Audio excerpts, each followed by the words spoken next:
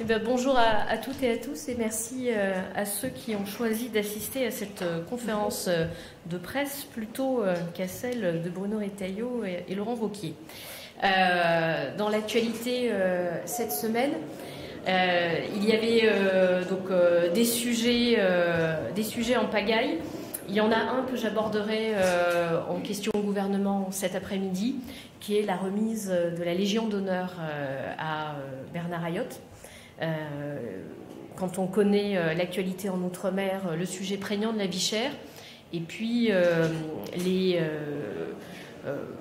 la décision de justice qui avait été rendue en fin d'année dernière pour l'obliger à transmettre ses comptes, les propos également assez rares et virulents du ministre de l'Outre-mer, Manuel Valls, qui avait clairement indiqué la responsabilité du groupe GBH dans la vie chère en Outre-mer.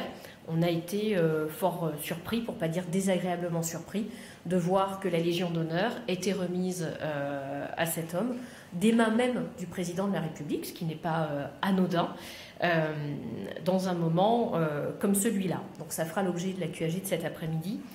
Je veux vous dire un mot également de l'actualité en Guyane, même si nos collègues Davy Riemann et Jean-Victor Castor sont justement en Guyane et n'ont pas pu être présents aujourd'hui.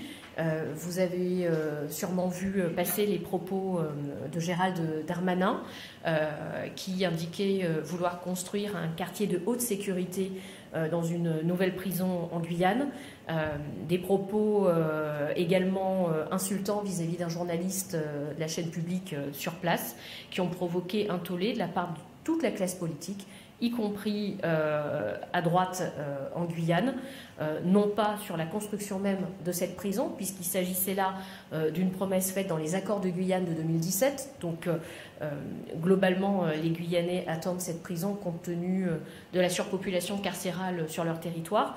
En revanche, la création d'un quartier haute sécurité pour y amener les narcotrafiquants particulièrement dangereux de toute la France, eh bien, ça n'est pas sans rappeler justement les propos de Laurent Wauquiez, qui avait proposé d'envoyer les dangereux criminels en Outre-mer, comme à l'époque du bagne, qui semble leur être si cher. Donc nos collègues aborderont la question un peu plus tard, mais je voulais redire bien évidemment notre solidarité vis-à-vis de la position de nos collègues députés en Guyane, qui sont fermement opposés. Et c'est une vision de l'outre-mer contre laquelle nous nous battons particulièrement au groupe GDR.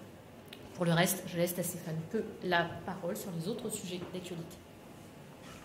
Non, mais donc cet après-midi, c'est Emeline Carbidi qui va poser la question, elle vient de la présenter. Et demain, ce sera notre collègue Emmanuel Morel qui reviendra sur le sommet Choose France et en lien aussi avec la désindustrialisation, puisque vous savez que le président de la République a beaucoup vanté devant les investisseurs internationaux hier à Versailles les efforts qu'il avait faits en matière de fiscalité du capital, de déréglementation du droit du travail. Il continue de considérer que ce que nous pensons à abîmer la France et à abîmer le monde du travail continue d'être un élément d'attractivité, contre toutes les évidences, puisque attirer quelques investisseurs étrangers pour créer des data centers qui se traduisent en très peu d'emplois, ou des grands entrepôts de logistique et laisser par ailleurs Arcelor fermer et des pans entiers de l'industrie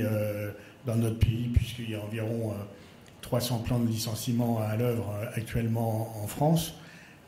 C'est une politique que nous entendons dénoncer et interroger le gouvernement sur cette espèce de double discours qui masque mal en fait l'effondrement de notre industrie et notre perte de souveraineté sur le plan industriel et économique. Donc ça, ce sera la question d'Emmanuel Morel demain. La semaine dernière, on avait posé une question, entre autres, sur Gaza, mais on voulait quand même pas faire ce point de presse sans dire à quel point on se retrouvait dans les paroles du ministère des Affaires étrangères prononcées ce matin, où il stigmatise la violence aveugle du gouvernement israélien qui transforme Gaza, pour reprendre ses mots, en mouroir, si ce n'est en cimetière. Le problème, c'est que le président de la République a dit hier que la France ne saurait rester les bras croisés, mais ça fait des mois qu'on interroge le gouvernement sur les actions qu'il entend mener concrètement à l'encontre du gouvernement israélien dans sa politique génocidaire à Gaza. Des mois qu'on nous répond par des paroles mais qui ne sont pas suivies d'actes, alors que l'on sait qu'il y a des mesures concrètes qui peuvent être prises, à commencer par une action forte de la France pour exiger de l'Union européenne l'arrêt des relations commerciales, ou en tout cas la suspension des relations commerciales, l'embargo sur les armes, et puis peut-être une présence, une force d'interposition pour au moins permettre l'acheminement des aides humanitaires et sanitaires à Gaza, pour ne pas laisser des gens mourir de faim et de maladies sous nos yeux sans que la communauté internationale ne bouge.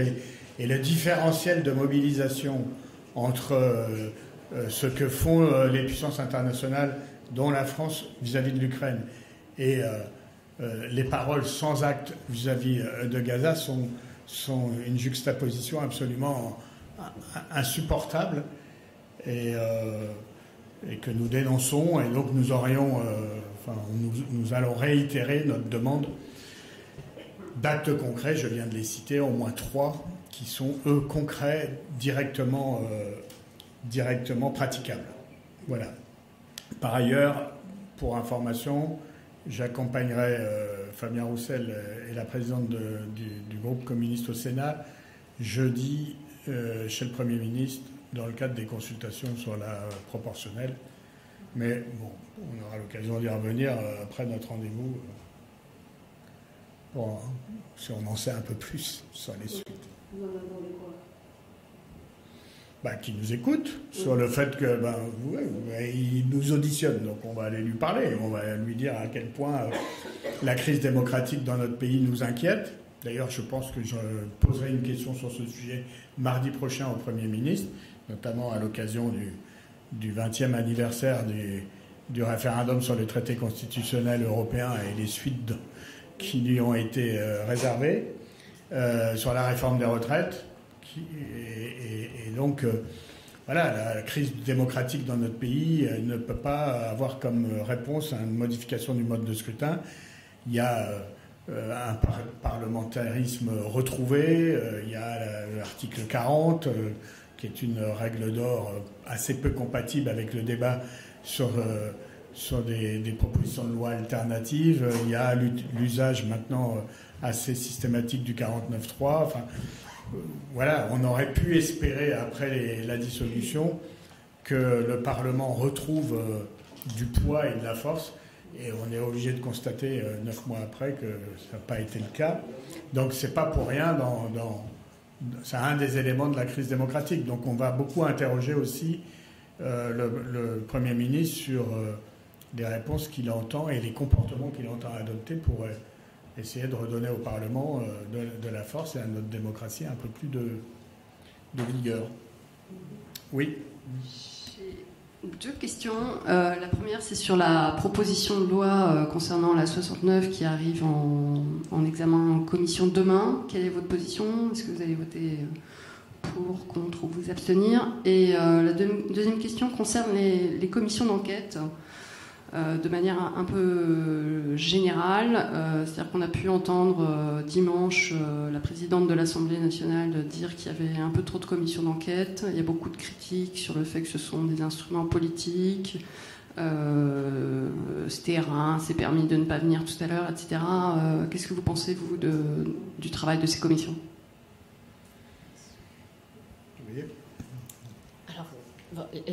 Merci pour la question, parce que justement, pour faire le lien, Stéphane parlait tout à l'heure du parlementarisme que l'on devait retrouver. Le parlementaire ne fait pas que voter la loi, il contrôle l'action du gouvernement. Et les commissions d'enquête ont justement vocation à contrôler l'exécutif. Le problème, ça n'est pas tellement la multiplication des commissions d'enquête, c'est que certaines personnes se permettent de ne pas répondre à la convocation du Parlement pour ne pas faire la lumière sur des sujets qui nous sont chers. Et les commissions d'enquête se posent sur des sujets qui interrogent le Parlement et qui devraient interroger tous les Français. Les résultats ne sont pas connus à l'avance, sinon on ne les ferait pas. Il y a de plus en plus de commissions d'enquête parce qu'il y a de plus en plus d'opacité sur l'action de l'exécutif et aussi parce que les députés sont de plus en plus dépossédés de leur mission première qui est le vote de la loi. À partir du moment où il y a des 49.3, de l'obstruction et où nous ne pouvons plus faire le rôle qui est le nôtre, excusez-nous, d'aller chercher à contrôler davantage l'action du gouvernement ou à faire ce que nous pouvons encore faire. On a l'impression, depuis quelques mois, notamment depuis juillet 2024, d'être dans l'occupationnel. On aborde systématiquement des textes que nous ne pouvons pas terminer. L'emploi du temps est particulièrement chargé. D'ailleurs, ce matin, en conférence de présidence, cela a été dénoncé par plusieurs présidents de groupe. Il n'est pas normal que l'Assemblée soit occupée à des textes qu'elle ne peut jamais terminer. Et on doit redonner de la place aux députés, on doit redonner de la place au débat parlementaire et démocratique et respecter tout simplement l'action du Parlement. J'ajouterais, par rapport à la présidente de l'Assemblée, avec tout le respect que je lui dois, mais moi, membre de la commission des lois de 2017 à 2022, je faisais partie des députés qui avaient particulièrement mal vécu la comparaison entre la commission d'enquête sénatoriale sur l'affaire Benalla et l'avortement prématuré de la commission d'enquête de l'Assemblée, qui, je le rappelle, à l'époque était présidée par Yael Braun-Pivet et qui avait, sous ordre de l'Élysée, interrompu la commission d'enquête de l'Assemblée nationale. Bon, c'est pas... Voilà, les commissions d'enquête, elles sont utiles. Ça a été dit par Emeline Carbidi, elles sont nécessaires. Ça fait partie d'un pan de l'activité des députés qui est celui de contrôler l'action du gouvernement et éventuellement d'investiguer. Et je rappelle quand même que, et j'espère qu'il y aura une action très ferme de la présidente de l'Assemblée vis-à-vis de M. Stérin qui ne veut pas se présenter.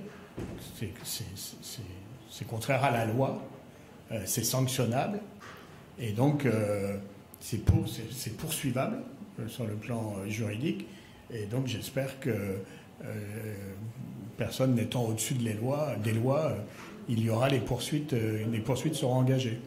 C'est pas la présidente de l'Assemblée qui doit les engager ici ? Si. Il y a déjà des précédents, Alexis Collère, Berger... Oui, mais il y a des précédents, mais je m'en satisfais pas. Mais la réponse sur Alexis Collère était un peu différente. C'est qu'au nom de la séparation des pouvoirs, moi, le président de la République et les collaborateurs directs du président de la République à l'Élysée on peut interpréter la règle comme quoi ils ne peuvent pas être entendus par une commission des lois. Donc, bon, il y a une interprétation juridique. Après, sur Stérin, le sujet ne se pose pas. Sur la 69, s'il vous plaît ? Et sur la 69, nous sommes défavorables à la réalisation, à revenir sur la décision de justice. Donc nous aurons un vote en conséquence par la voix de notre collègue Édouard Bénard. Bon, merci.